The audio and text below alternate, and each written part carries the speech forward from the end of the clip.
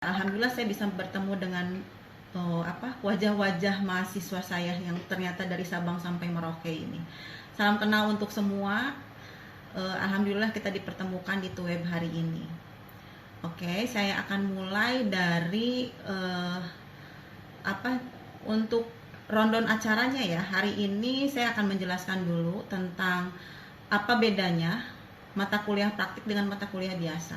Aktivitas rekan-rekan mahasiswa ini selama 8 sesi ini ngapain aja sih? Karena mungkin selama ini hanya mengikuti yang bukan praktik. Kalau sekarang kan ada praktik ya, bedanya apa dengan yang bukan praktik? Terus untuk mata kuliah ini tuh materinya apa saja? Mungkin ada yang sudah membaca di sesi 1 di pendahuluan materi apa sih yang ada di dalam media 3 dimensi ini gitu ya. Kemudian yang ketiganya adalah tentang tugas yang harus dikerjakan di sesi 3 itu seperti apa. Nanti kita ada sesi tanya jawab. Setelah saya menjelaskan, boleh mahasiswa bertanya melalui melalui langsung seperti ini ya. Kita bisa bertanya jawab gitu. Oke, kita mulai ya. Saya mau izin saya share screen dulu. Nah, ini sudah terlihat semua ya? Sudah. Oke. Di sini kita lihat ada judul dengan penyamaan persepsi mata kuliah praktik tahun 2026 untuk program studi S1 Teknologi Pendidikan. Untuk tujuan mata kuliah berpraktik ini adalah di sini mahasiswa diharapkan untuk mampu menerapkan pengetahuan secara nyata dalam bentuk keterampilan dan juga produk dengan menghasilkan produk yang sesuai standar yang ditetapkan. Jadi karena praktik, jadi kita tidak bermain teori. Makanya itu sebabnya kenapa tidak ada diskusi. Kenapa juga untuk kuis itu hanya sebagai tambahan saja. Jadi kita fokus pada tugasnya. Jadi yang harus kalian perhatikan adalah tugasnya. Jadi saya lihat dari LMS-nya ada 3 tugas. Sesi 3, 5, dan juga 7.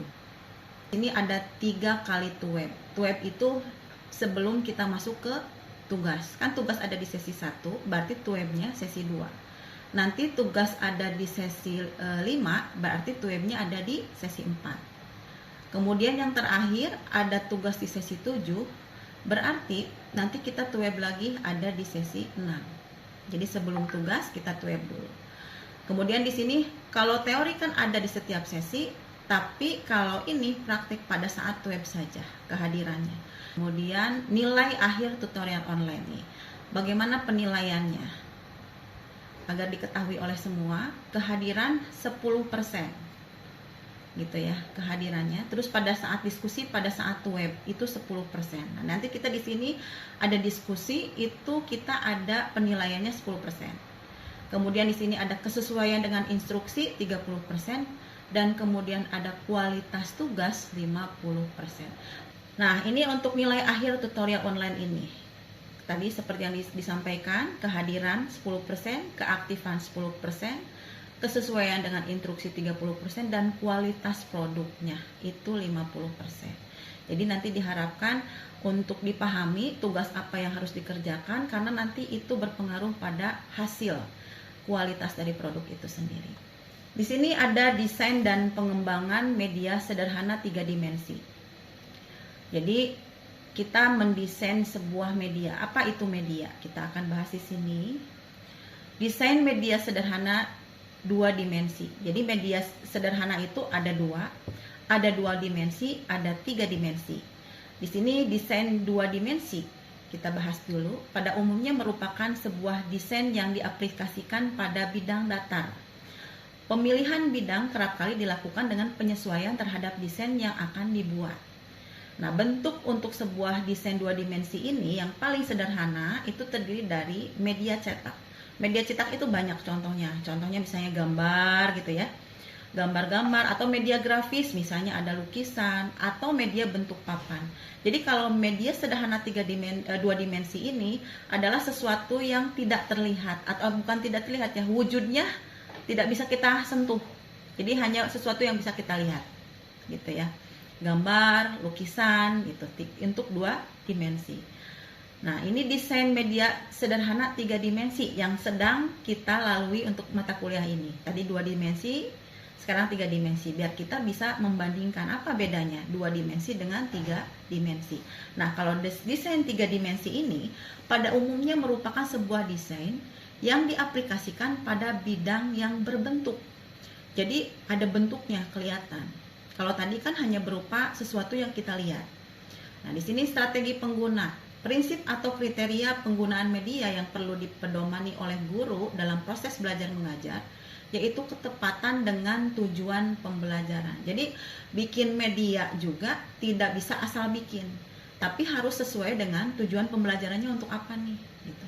Karena di awal kan ada tuh tujuan pembelajaran, kita hari ini mau belajar apa, dan setelah siswa belajar mereka harus bisa apa, siswa mampu melakukan ini itu kan tujuan pembelajaran. Nah, media yang kita buat harus bisa sesuai dengan tujuan apa yang akan kita dapat, biar siswa itu mampu apa. Jadi harus sesuai. Kemudian di sini ada dukungan terhadap isi bahan pembelajaran. Jadi isinya pun harus yang punya kualitas, yang memang sesuai dengan tujuan. Kemudian di hari Senin, mahasiswa sudah mulai mengerjakan tugas mata kuliah praktik ini. Tugasnya di sini instruksi tugas. Rekan-rekan mahasiswa, rancanglah sebuah media sederhana 3 dimensi yang akan digunakan untuk mendukung proses pembelajaran.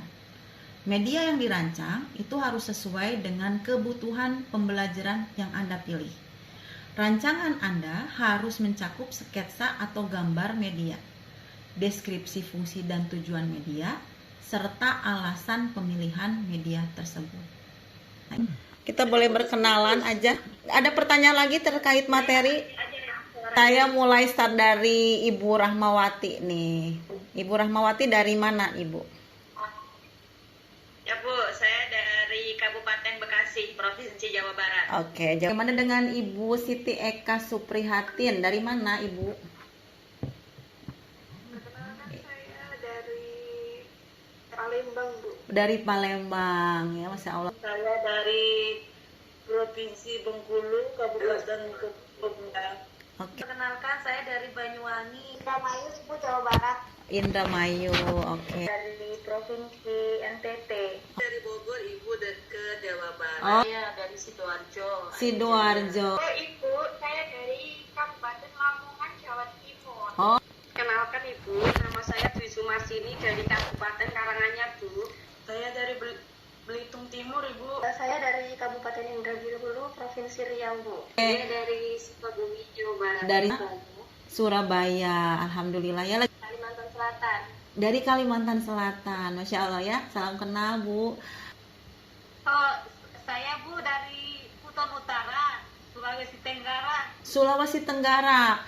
Dari Tegal, Bu. Dari Tegal ya. Dari mana Irma? Ibu, saya dari Purwokerto, Ibu. Ya. Iya Dari ya. Sumatera Barat itu orangnya, Ibu. Oh, Sumatera Barat ya. Mungkin sinyal kurang bagus di sana ya. Oke, Bu, karena ternyata mahasiswa saya ini dari Sabang sampai Merauke ya, luar biasa.